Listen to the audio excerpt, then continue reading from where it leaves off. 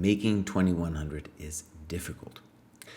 For one, the higher you go up in the rating system, the more competitive it gets. And if you just imagine a bell curve, there's just fewer and fewer people as you go out the bell curve, and it gets more competitive, and the talent level gets higher. The other reason, though, and this is psychologically important for people to understand, is people who are rated in the 2000s often are looking past 2100. If they're in the United States, they're looking at 2200, which would be master. If they are abroad, then 2300 being FIDE master. 2200 USCF, 2300 FIDE. And so it's hard to just recognize that 2100 is an accomplishment in itself. And one of the things I like about our training program being divided by 100-point steps is it forces you to just say, wait a second, first we're just going to concentrate on this one goal first. And then if we make it, after we make it, we will then proceed to look beyond it. Right? Very important. And if you don't do that, it's going to become very frustrating because it is a very hard journey to gain rating points anyway. Okay, so let's take a look at our scoreboard.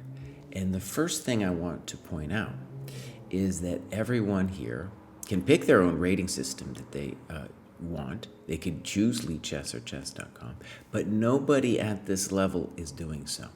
And that is because at this level, they understand that it's over-the-board chess where they will improve, classical, and it's over-the-board chess that they will prove themselves, right? That is the proving ground that they recognize as being the only one.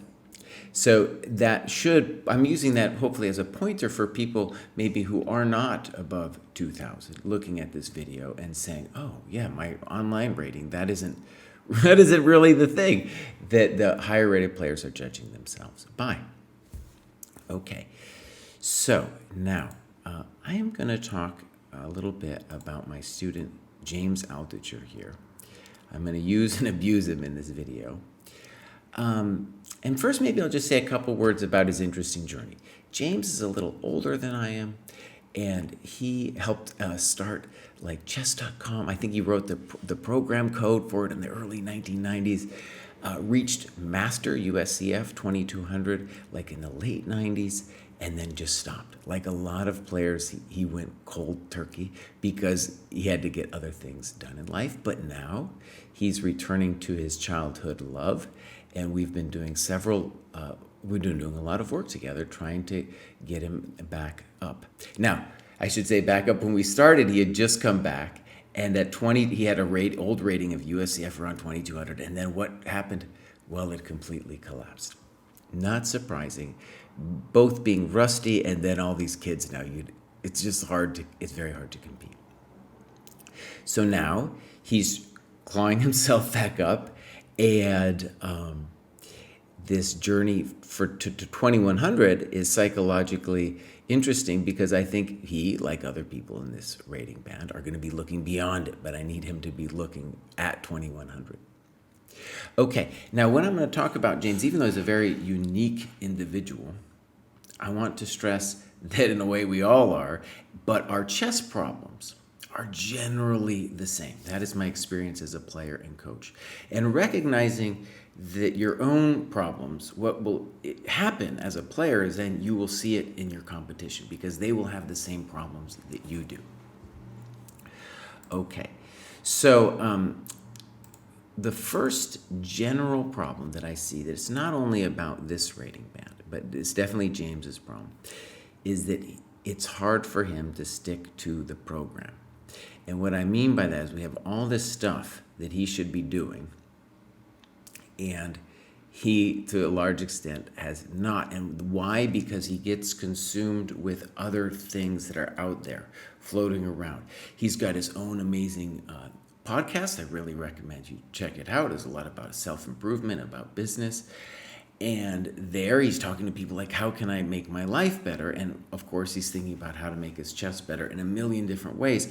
And one of the points of the dojo program, right, is to just take that off the table and say, we're not trying to claim we have the absolute best system, but we have a good system that if you follow it, you'll make progress. But if you're floating around, looking at a million different things, you're not going to commit to any one of them, and you're just going to kind of picking and choosing, and you're not actually going to end up be doing the hard work. You're going to really be doing the stuff that your intuition feels good about, right? Or makes you feel good about yourself, right? Let's say if you're a good tactician, you're going to end up doing a bunch of tactics puzzles, for example. If you like openings, you're going to be doing openings all day. The program will give you structure. And that's one of the things that I want James, who's hopefully going to watch this video, to take away. Now, what are we talking about? We've got a great program for 2000-2100. One of the first things I want him to do, these mates. He has got to do these mates. It's got to get done. We just added it to this upper sections. Originally, it wasn't on the scoreboard. I insisted on it. Fantastic, especially for somebody of James's style. Then Endgame Strategy is definitely a book I want him to spend more time with. Talbot Vinnick, 1960, one of probably the best book ever written. No, it's just the best book ever written. Yermo's book, fantastic. And then we've got the sparring. I will say, even though you don't see a bunch of boxes next to James, me and him have done a bunch of sparring. I'm going to talk a little bit about it later. Same thing with the games, even though he hasn't put it in. He has done a lot of games. I'm going to criticize the way he does the games, but he has been doing the games. And I'm going to talk a little bit more about the ways in which he has been distracted when we look at his games. Okay, so one of the things I'm going to stress before I do that, though, go into his games, is even though he's an old guy, James has a profile like many other players that are very young. Namely, he is hyper-focused on openings, and his openings are amazing. And he's hyper-focused on tactics. By tactics, I mean the quick stuff, not the deep calculation, and I'll talk a little bit what I mean about that in a second. But those two things that you especially see in kids these days, and also players who are adult improvers, they focus on those two things, and it's like they've forgotten leg day. They've got these huge biceps and no legs. So we're going to talk a little bit about that when we go over these games. Okay, so like I said, his problems are everybody's problems. Now, let's get into it. And I'm just going to share, instead of sharing whole games here, I'm just going to show a couple moments. Okay? So these are all recent games that he's played. And let me just draw your attention to this. Actually, the first note is mine. We do our lessons in Lee Chess, very nice, and then I can write some notes and he can write it too. And first, I just want to draw your attention to this, that he did a video like Eric Rosen, then he watched the Butcher video, and I can't tell you how many of my students have been pulled away into the darkness by these YouTube videos. So again, I'm not saying whatever they're saying is bad, but me and James had agreed. We had agreed, and we slipped a little ring around his finger, and we said, James, we have a system against the French, buddy. We're going to stay with it. We're going to learn it. And what did he do? He got seduced. He got seduced by the YouTube videos, right? And he went off and spent a lot of energy and time on this other stuff, invalidating the previous work that we have been doing. And so it's like this need that so many players have to like search out some new special weapon when they haven't really mastered what they had before. In my last video where I talked about the road to 2000 with Tim, I thought that guy had it going on with his openings. He had clearly practiced and had a feel for the positions. And that's what good opening play is, whether it's on this level or GM level. Okay? So here's a clear example of somebody not following the program. You have to stick with the openings that you've worked with, and you're not going to master the openings just by doing a Chessable course or playing some blitz. You got to play some games like this, analyze them, and think about them deeply. Okay, now I'm going to just jump to another point in this game, and we're going to talk about this position. What do we have? It's a mess, right? That's what happens when you don't know you're opening. You get some weird mess. And something that I'm going to really stress with a couple examples here is what I'm going to call the sensitivity to the bad piece. I feel this is very common for this level, and I'm going to use an example out of my own history for this too. So what's the bad piece? The knight on b1. Now on a certain level, imagine James playing this game. I know he gets it, but he doesn't feel it, right? And what I mean by that is you really have to feel your bad piece as if it's some kind of sickness in your body. And one reason that people don't feel it, this is my hypothesis, is that at this level they don't feel it, is because they haven't played people strong enough to really knock them out, right? To really hurt them. And so what I mean by that is a lot of times the players, the opposition they're playing, because they're not sensitive to their opponent's bad pieces, will let that piece out. We'll do something to let the piece out. So let's just look at the next couple of moves. And James isn't getting the pieces out, right? It's just not coming out. All right. Now, another thing about this that I want to stress, you can just see in the notes, some of which are mine, but like this, knight f5 feels more natural to me, yada, yada. But one of the things about the notes that I'm really trying to get him to do is he has kind of a variation diarrhea when he goes through his games, where he gives these very long variations. In fact, I'll just tell a funny story. We'll do a lesson. We'll do it like on Lee Chess, and then I'll leave the room and I'll still hear click, click, click, click, click, because he'll be going over the variations like hyper tempo. And one thing that would be really great, would just force him to slow himself down, is to do the analysis on a real board. And then what I want, though, end product, what I want him to do more evaluations, like question mark. Here I wrote time because I want him to write down how much time he used on the move. Very basic protocol for how to annotate your games. And one of the problems that he's having is because he's so hyper-focused on variations that it's often hard for him to get an intuitive sense of what's going on in the position. A lot of times he'll ask me, well, how do I win from here? We'll get some nice position. I'll say, how do I win from here? And I'm like, I don't know. You just have a nice position. You will get play the position. I.e., you don't have to have everything calculated out to the end. And so there's a kind of anxiety he has when he doesn't calculate out to the end. And you can see with moves like g3 and h4, he's not thinking about the knight. He's thinking about some diabolical plan he has to make action on the king side. Great rule of thumb, your attack is not going to work if you're down a piece. And here we're really down 2 pieces because of the rook.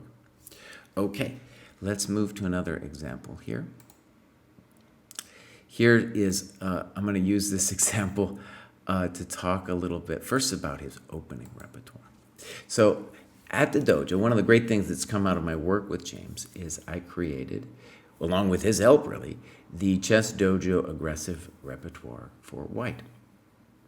And one of the great things that we did was this amazing variation with h4 in the Caro-Kann. And we really worked it out. Part of this, and this special move that he plays in this game, this amazing move, I had actually come up with before with Jamil, because Jamil wanted to do this stuff too. Why? Because I got suckered in as a coach. They wanted to look at the openings, and I said, okay. Now, the thing is with the openings, I know that the openings themselves are not going to be what they dream it to be. They're dreaming about, I'm going to knock this dude out with this opening, right? And for me as a coach, I just want them to get a sense of a position and really, dive deep into understanding one position and then use that kind of understanding to apply it to other positions. Okay, so anyways, we came up with this amazing move, f4. Very anti-intuitive for me. But it's a fantastic, and that's why it's a fantastic move, because it is anti-intuitive. You are blocking the bishop, you are not developing, but what are you doing? And you're allowing bishop e4, but what are you doing? You're bringing the big dog in, And further, you're saying, I don't care if you go to e4 because I really want to trade that dude off. Why? Because that's the gateway to the black light squares, in particular that square. Okay, so beautiful opening. And part of his problem has been, although this one he's been killing people with this Carl Khan stuff, but he doesn't win this game. But part of the problem with the aggressive repertoire has been he's bouncing around. He's looking at all kinds of openings all the time. And it's not just that he doesn't learn the opening proper, it's that he's spending his time on the opening when he should be doing other things, like the dojo training program requirements. Okay, so knight f3, bishop e4. Now, what we are going to see, what we're going to witness here, is several moves where the knight on b1, let's highlight him, does not come into the game. And this is what I mean by an intuitive understanding. White's every wish here should say, oh my God, that knight on b1 is my worst piece. Even when it shows up on c3, it's not necessarily the greatest piece, but it has to come into the fight. And right now, if it comes to c3, it'll talk to e4. Great. So, fine. King knight e5 is fine because it comes with check, right? Amazing, right? Castles. Actually fine, but knight c3 would have been even better.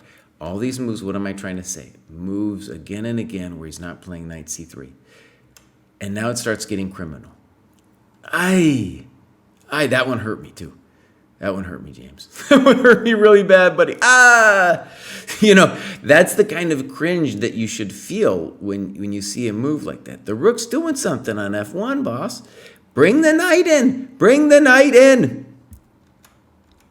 Oh, God, we're killing this. We're still probably even better in this position, but the knight has to come in. It's not even something we should be thinking about. The knight has to come in. Okay, so now what I want to do is take a step back and examine my own chess history for just a second, because I know that I had this problem. I'm just going to share a little story. So here we have a position. This is almost 20 years ago. And this was when I was an IM. I was trying to become a GM. I'm playing this guy, Ovsijevich, in Hungary. Oh, it was a great time. I went to Hungary for like 3 months and just hung out there and played chess. Please bring it back to me. It's just fantastic. Anyways, White's doing great. Okay, let's just talk about it. I'm up 3 tempi. 1, 2, and it's my move. Right? So I got to be doing great. But black is making a claim that he's got some space, and oftentimes when any side has a space advantage, one or more of your pieces can become bad. So which piece do I need to become fretting about? The knight. Okay? I need to fret about the knight. Will my knight become sidelined, i.e. bad? Bishop f4 is definitely the right move, but I know why I did this. Okay, let's look. I did it because in this position I said, oh, he's going to have to give me the bishop on g4. And wouldn't that be a great thing if I got his bishop and I would have that unopposed light square bishop?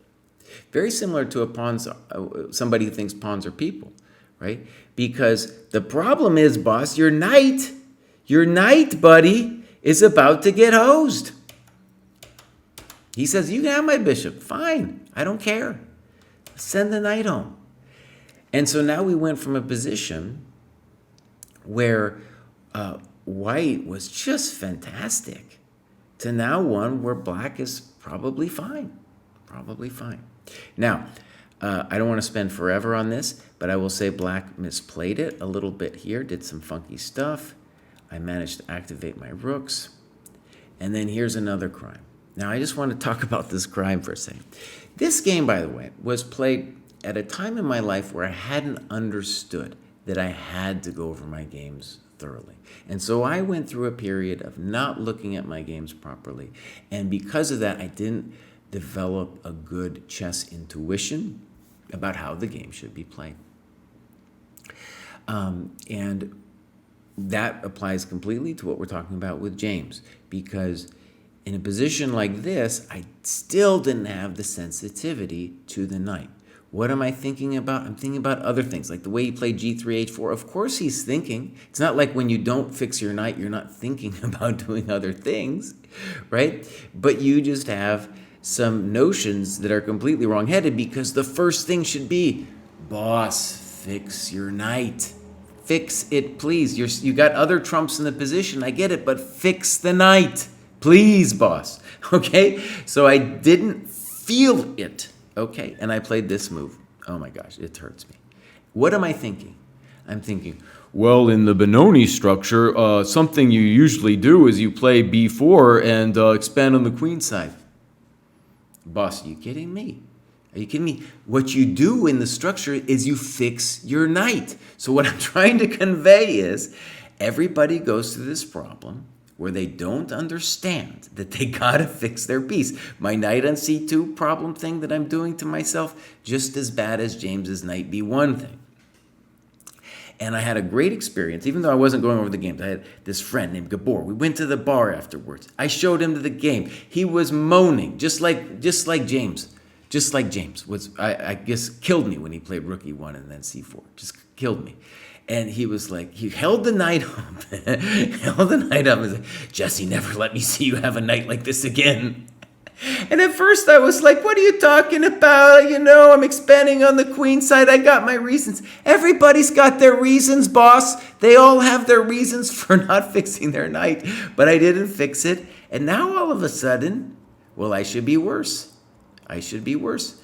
Opponent plays a couple good moves. I don't think I can get away with taking that pawn. And then I should be worse, boss. I should be worse. He should play, well, here, that's fine. And then something like rook f7 or a4. He's doing great. He's doing great. And he gave me a draw. Okay? I had at least the common sense to offer a draw when things had gone wrong for me. Okay, so there it is. Road to 2100, very difficult. My pro tips are these. Focus on the number 2100, not the other stuff. Number 2, follow the program. Do not become distracted by all kinds of frilly-frally, okay? It doesn't necessarily mean that the dojo program is the very best thing ever. It's just a good program, and you save yourself a lot of energy by just following the program. Number 3, become sensitive to your bad pieces. By the way, what would have been a great move if I was, in this position again? Let's go back. And instead of a3, what would have been a good move? Well, if I was really sensitive to the knight, maybe I'd come up with this. And then hallelujah, I'm better. The knight on e1, by the way, great piece. Not only can it maybe go to f3 and become a champion again, but it will help defend my weak point while it's there, while it's en route. Okay, so there it is, road to 2100, very difficult. And by the way, now that Magnus is out, I am more interested in people like James and their journey. James, by the way, one of the things I want to say about him that is unique and very special is a lot of times when I'm doing chess lessons, people become despondent. And it's honestly hard. It's like being a therapist or something. But James has been very upbeat despite really taking a beating on coming back to chess. I do believe he's on the ascendancy, and I do believe that if he hears me in this video, that will be a very helpful thing for him. Okay, bye-bye.